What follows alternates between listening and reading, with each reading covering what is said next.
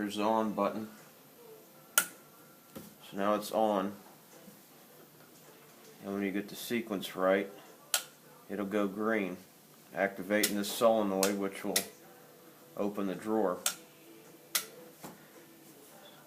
right now all these are set up in the right sequence, but if you move any of them out of sequence or out of the wrong position, it's off.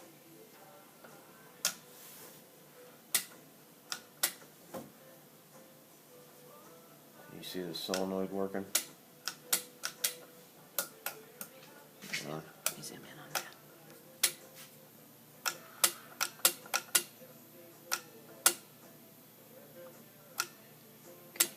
So that'll unlock the drawer when you get it right.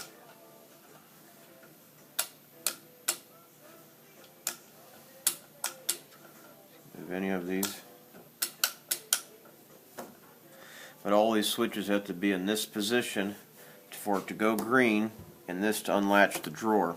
If any of these switches are out of this different configuration, the combination's wrong and the drawer won't unlock. I don't remember where it is. You can turn it off and turn it back on, and that would unlock your drawer. It runs on 2 9-volt batteries and 4 AAA batteries.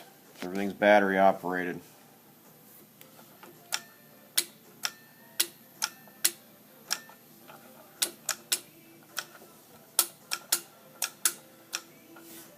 So it's wired through every one of these switches. You got 15 switches. Flip it over. Flip it over. And here's the back side. When I get the box made, all these wire nut connections will be soldered and heat shrunk and put in. I'm going to give you the combination of the way this is set, and I'm drawing up a wiring diagram for you.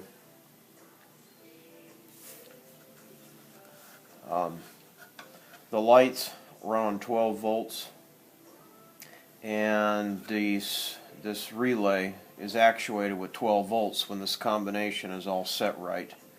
But the solenoid itself runs on 24 volts, so the relay triggers the 24 volts to activate the solenoid, which will open up the drawer.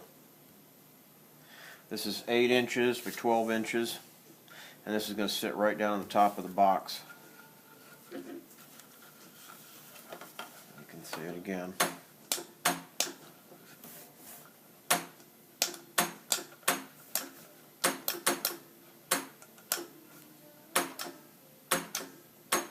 If any of them are out, let's see.